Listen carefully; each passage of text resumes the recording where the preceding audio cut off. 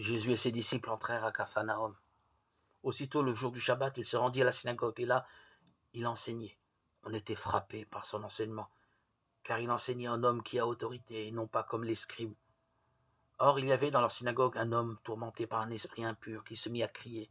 « Que nous veux-tu, Jésus de Nazareth? Es-tu venu pour nous perdre? Je sais qui tu es le Saint de Dieu. » Jésus l'interpella vivement. « Tais-toi, sors de cet homme. » L'esprit impur le fit entrer en convulsion, puis, poussant un grand cri, sortit de lui. Ils furent tous frappés de stupeur et se demandaient entre eux « Qu'est-ce que cela veut dire ?»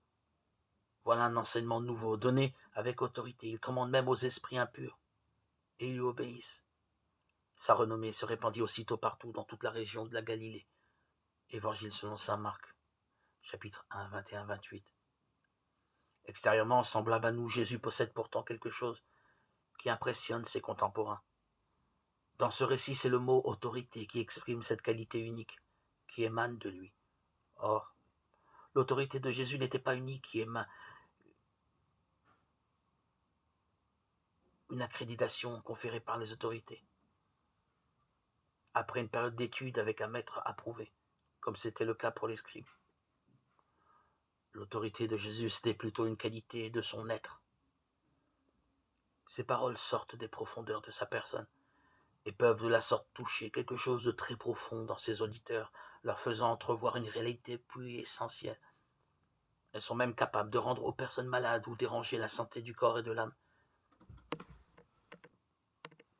Il est significatif que ce qui frappe les auditeurs, ce n'est pas le miracle en tant que tel, mais avant tout la vie intérieure de Jésus exprimée par ses paroles.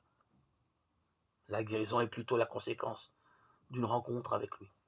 Ainsi, sans qu'il ne le fasse exprès, la force qui sort de lui provoque une transformation qui va toujours plus loin.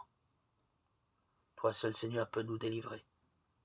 Toi seul est notre Sauveur, notre secours, le Sauveur de toute l'humanité.